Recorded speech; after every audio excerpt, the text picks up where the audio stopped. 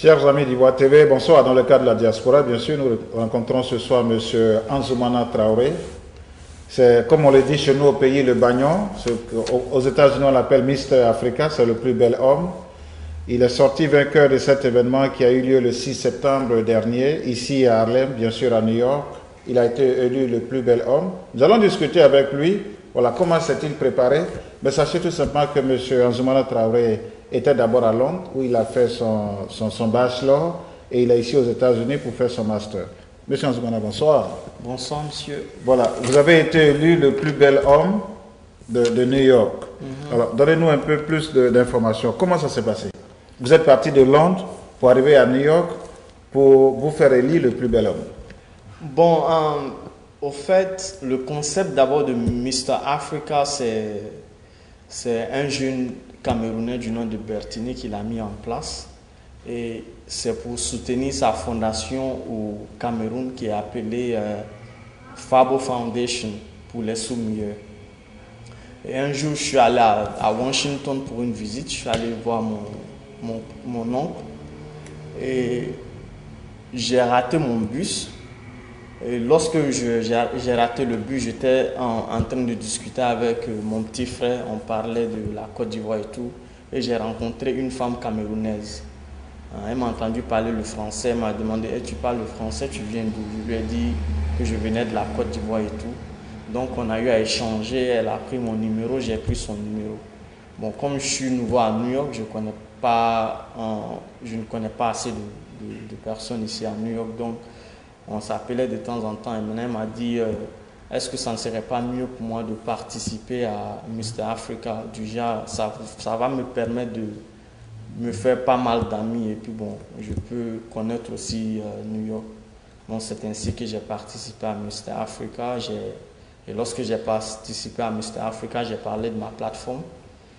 Et je pense que les gens étaient touchés par ce que je disais parce que ça venait du fond du cœur. Et du coup, j'ai été élu Mr. Africa 2014.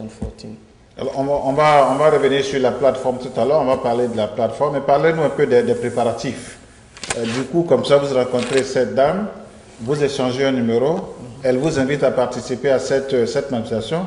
Alors, comment se sont faits les préparatifs pour arriver à vous faire élire Miss Africa?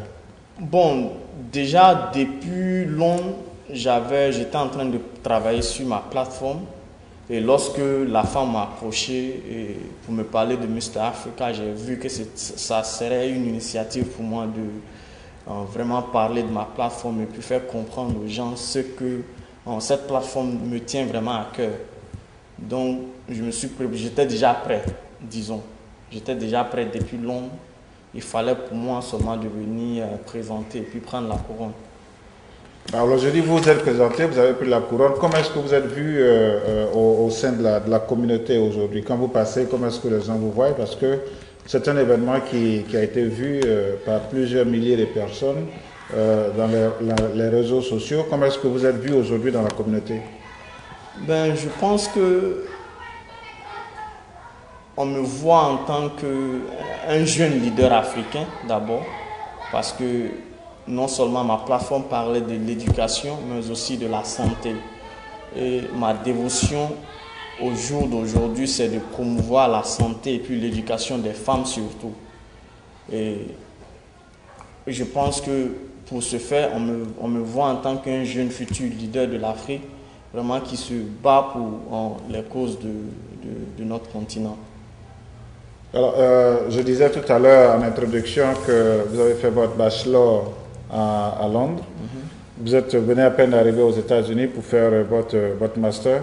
Mais en dehors de ça, qui est véritablement Ansoumana Traoré? Bon, Ansoumana Traoré, c'est vraiment, je suis un individu normal. J'ai des ambitions. Je veux vraiment me battre pour atteindre mes objectifs. Et je veux arriver à faire quelque chose de bien pour mon pays et pour mon continent qui est l'Afrique. Alors, est-ce que vous voyez quelqu'un qui va venir aujourd'hui dans le showbiz? Est-ce que Mr. Africa, c'est un déclic? Est-ce que vous voyez aujourd'hui quelqu'un qui va venir dans le showbiz pour vous? Ou bien c'est juste un tremplin? Je dirais plutôt c'est un tremplin parce que le showbiz, c'est pas, je ne me vois pas trop dans le showbiz. J'ai des ambitions politiques et je pense que cette plateforme qui est Mister Africa m'a permis de faire savoir aux gens les ambitions que j'ai. Donc je veux travailler pour pouvoir atteindre ces objectifs. Alors, Monsieur Ansoumana, tout à l'heure, vous êtes revenu à plusieurs reprises sur cette plateforme que vous avez développée. À plusieurs reprises, vous avez parlé de santé et d'éducation. On va revenir sur Mister Africa après. Alors, parlez-nous un peu plus de cette plateforme. Qu'est-ce qui vous a véritablement amené à créer cette plateforme? Qu'est-ce qui a suscité en vous la création de cette plateforme? Et comme vous le disiez tout à l'heure, qui vous a aidé à avoir ce titre de Mister Africa, parce que tout le monde n'est pas resté insensible à vos propos. Alors parlez-nous un peu de cette plateforme. Bon, ma plateforme c'est basée sur la santé et puis l'éducation. Pourquoi la santé? Parce que ma mère était victime du cancer. Elle a eu le cancer du sein il y a de cela 2 ans. Et lorsque on m'a fait apprendre qu'elle était victime du cancer, on l'a amenée à l'hôpital à Abidjan, l'hôpital est appelé PISAM. Et malheureusement, l'hôpital ne disposait pas d'équipement pour pouvoir traiter, pour pouvoir faire le diagnostic du cancer du sein de ma maman. Donc, je me suis dit que c'était quelque chose d'anormal pour un grand pays comme la Côte d'Ivoire et puis pour une clinique aussi grande comme la PISAM, c'était vraiment anormal pour moi. Donc je me suis dit il fallait faire quelque chose. Ma maman, elle a eu la chance de venir ici pour se faire soigner, mais il y a beaucoup de femmes aujourd'hui en Côte d'Ivoire qui n'ont pas ce privilège de venir en Europe ou bien aux États-Unis pour les soins. Donc je me suis inspiré de créer une marque appelée Odd Even. Et Odd Even, c'est pourquoi le nom Odd Even? Pour moi, c'était une situation qui était très bizarre, une situation odd comme on le dit en anglais. Donc je voulais transformer cette situation négative en une situation positive pour les femmes qui n'ont pas l'occasion de venir ici pour se soigner. Donc j'ai créé cette marque à Londres. Et si toutefois je parviens à faire mes vêtements et tout, et que la marque devienne une marque vraiment successful, comme on le dit en anglais, je compte utiliser une partie du profit pour mettre en place un hôpital en Côte d'Ivoire pour aider les femmes. Ça, c'est le long terme. Ça, ce sont les objectifs du long terme. Mais à court terme, je compte collaborer avec des institutions ici, aux États-Unis, pour pouvoir aider les hôpitaux à rentrer en possession des équipements médicaux et puis des médicaments pour soigner leurs patients. Donc, en quelque sorte, c'est le volet de santé de ma plateforme. Ma mère aussi, elle n'a pas été à l'école. Elle ne sait ni lire ni écrire. Donc, je me suis dit qu'il serait important aussi d'encourager les femmes, nos petites sœurs ou nos filles à vraiment aller à l'école. Donc, je veux collaborer avec mes frères ivoiriens, mes frères africains, pour pouvoir mettre en place des écoles afin que les filles puissent aller à l'école. Et ça, je pense que je vais honorer ma maman et les filles au Nigeria aussi qui ont été kidnappées parce qu'elles voulaient être éduquées. Donc voilà en quelque sorte ma plateforme et voilà les motifs de la création de cette plateforme. Mais le deuxième aspect en fait de cette plateforme qui vous a véritablement inspiré aussi, c'est un peu pouvoir encadrer les jeunes gens, la nouvelle génération. Donc vous avez une autre structure qu'on appelle Africa Future Leader. Et ça vous permettra aussi de pouvoir former les jeunes d'aujourd'hui à avoir des ambitions comme vous, bien sûr ambitions tous azimuts, ambitions politiques, ambitions culturelles et autres. Donc c'est à partir de tous ces aspects que vous avez eu la chance d'avoir la couronne de Mister Africa. Justement, c'est ça. Et aujourd'hui, quel est le véritable message que vous avez pour ces jeunes gens séance tenante. Si vous avez peut-être un message à lancer aujourd'hui, ce soir même, en dehors de ce que vous avez dit, ça serait quoi? Parce que vous êtes basé sur des thèmes comme la santé, comme l'éducation, mais aujourd'hui, qu'est-ce que vous voulez véhiculer aujourd'hui aux jeunes gens? Ouais, le message que je veux véhiculer à la diaspora africaine ici aux États-Unis et un peu partout en Europe, c'est de vraiment prendre l'initiative de retourner au pays après les études universitaires. Je pense qu'il est important pour nous, les jeunes Africains, de mettre à la disposition de nos pays respectifs les connaissances acquises ici en Europe ou bien les expériences qu'on a ici en Europe. L'évolution de l'Afrique, je veux dire le développement économique et social de l'Afrique ne dépend que de nous les Africains.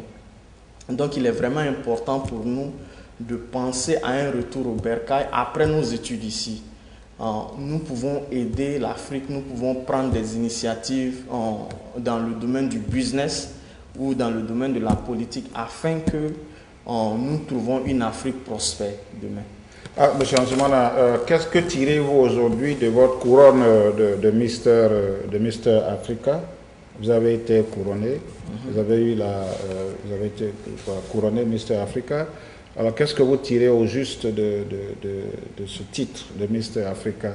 Est-ce que le comité d'organisation est prêt aujourd'hui à vous faire sillonner? D'abord, mettre en marche vos idées.